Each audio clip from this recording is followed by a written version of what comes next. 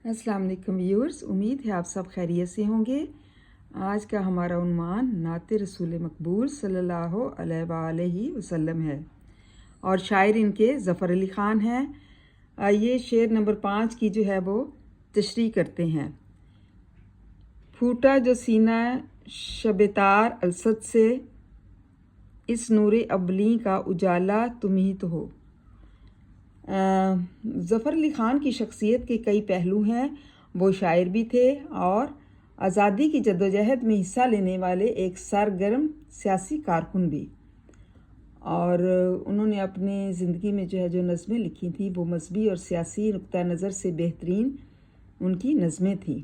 वो इस्लाम के सच्चे शहदाई थे, मतलब इस्लाम को सच्चे मानने वाले थे। और उनकी नाते शायरी का मरकज़ी नुक्ता जज्बा इश्क़ रसूल सल्लल्लाहु अलैहि वसल्लम है। इस शेर में शायर कहते हैं कि नबी सल्लल्लाहु अलैहि वसल्लम की विलादत से पहले तारीकी का गहरा अंधेरा चारों तरफ फैला हुआ था।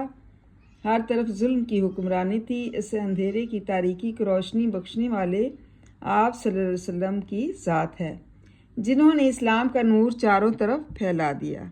मतलब उन्हीं की वजह से इस्लाम का नूर फैला। अल्लाह ताला ने रोज़े अज़ल तमाम अरवाह से इस्तफ़सार किया था कि क्या मैं तुम्हारा रब नहीं हूँ।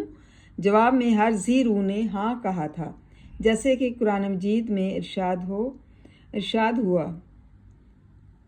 और याद रखिए, जब आपके रब ने औलाद आदम की पुश्तों से उनकी नस्ल निकाली और उनको उन्हीं की जानों पर गवाह बनाया और कहा, क्या मैं तुम्हारा रब नहीं हूँ, वो सब बोल उठे, क्यों नहीं, तू ही हमारा रब है, हम गवाही देते हैं, ताकि क़यामत के दिन ये ना कहो कि हम इस ओहदे से बेखबर थे।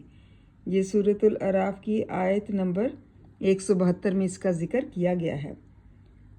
शायर हजूर सल्लल्लाहु अलैहि वसल्लम से मुखातिब होकर कहते हैं कि या रसूलुल्लाह सल्लल्लाहु अलैहि वसल्लम, अलसद की तारीक रात के सीने से जो पहला नूर नमूदार हुआ था, इस पहले नूर की रोशनी आप सल्लल्लाहु अलैहि वसल्लम ख़ातमुन नबीयीन सल्लल्लाहु अलैहि वसल्लम ही तो हैं।